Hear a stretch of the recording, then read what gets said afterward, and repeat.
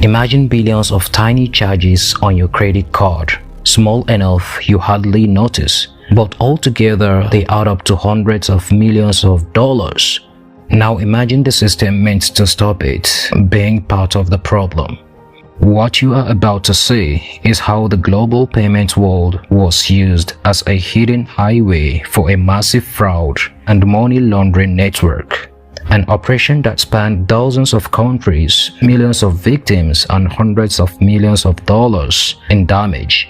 This is Operation Chargeback.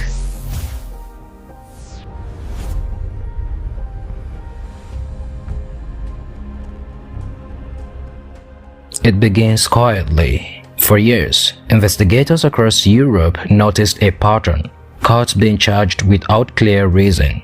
The amounts were small, the descriptions vague. The victims often didn't even realize until much later. Then, in 2025, a large coordinated action was launched under the codename Operation Chargeback. Authorities discovered at least 300 million euros of confirmed damage across at least 4.3 million cardholders in 193 countries. This was no random scam. This was a full-blown global scheme built to hide in a plain sight.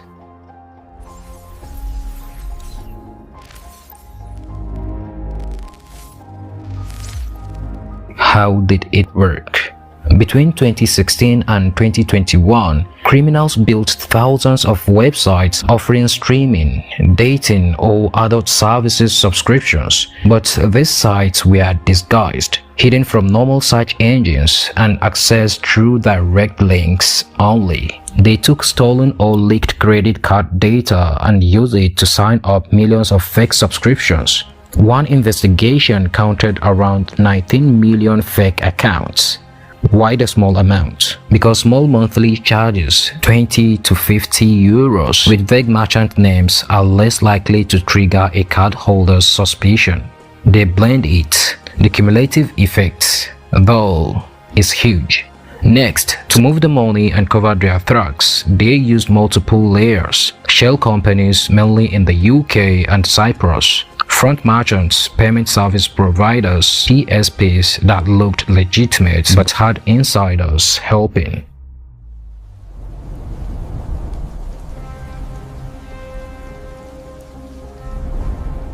Here is the twist. The system that should have stopped this was partly complicit. Investigators found that several German payment service providers were used by the fraud networks. Executives and compliance officers at these PSPs allegedly allowed the merchants to process the fraudulent transaction in exchange for fees.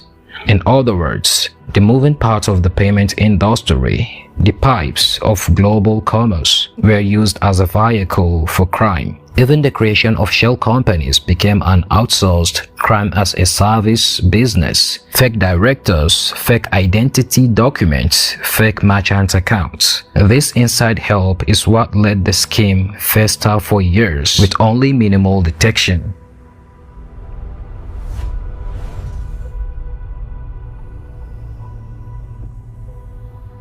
This was not confined to one country. From Germany to the US, Cyprus to Singapore, law enforcement agencies joined forces. On 4 November 2025, coordinated raids were executed across more than 10 countries. Around 18 people were arrested at that time, with many more under investigation. Assets worth tens of millions of euros were seized in Germany and Luxembourg. Why so many countries? Because the fraud had grown global. Card data stolen in one country, processed in another, shell companies registered elsewhere, payments laundered through still another jurisdiction. The complexity was enormous, but so was the payoff.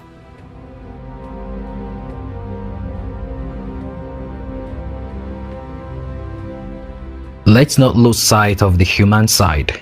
Over 4.3 million cardholders across 193 countries were affected. Many victims had small monthly charges they didn't even notice. Some finally discovered when their statements piled up. For many, recovering the money is a long process. These aren't just numbers. They are people whose trust in the system was abused. Some small business owners, some private individuals. The fraud was executed in a way that made each individual loss seem trivial, but in aggregate, devastating.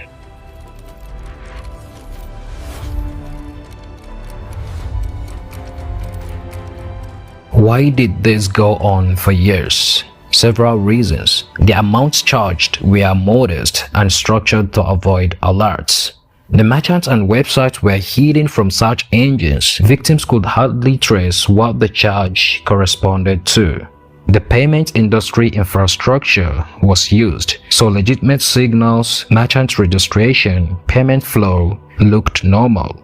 The global nature of it made coordination difficult. The shell company layers added opacity. Some of the institutions that should have been gatekeepers were compromised or bypassed. All of it combined to create a scheme resilient to detection, until Operation Chargeback finally pulled the plug.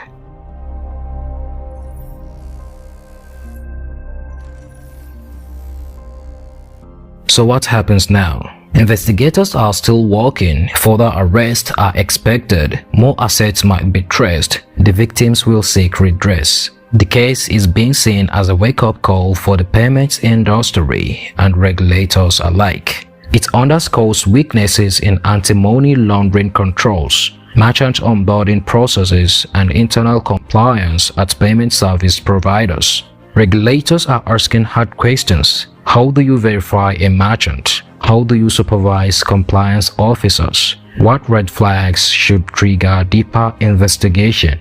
The hope is this case marks a turning point in global efforts to police payment fraud.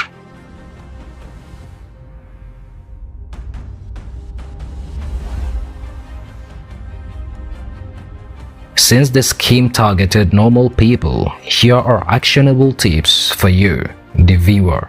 Regularly review your card and bank statements. Don't ignore small recurring charges. If you see unfamiliar charges, contact your issuer right away and lodge a dispute. Use transaction alerts. Many banks let you specify any transaction above a specific amount. Send me an alert. For online subscriptions, keep a list of what you signed up for and what you expect to be charged. Consider using a dedicated card for online stuff, so if something shady happens, your main card is still clean. These steps won't guarantee you are never targeted, but they help reduce your risk.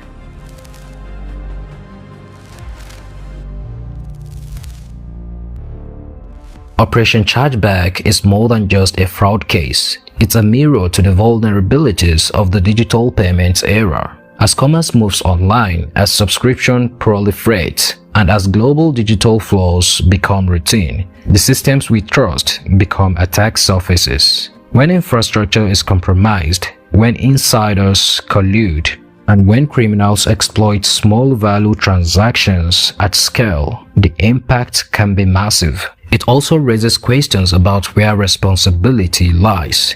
Is it just the shady merchants? What about the payment processors? What about the regulators? And what about each of us as consumers of digital services? The case suggests that we cannot simply rely on the system to protect us. We also have to be informed, alert, and proactive.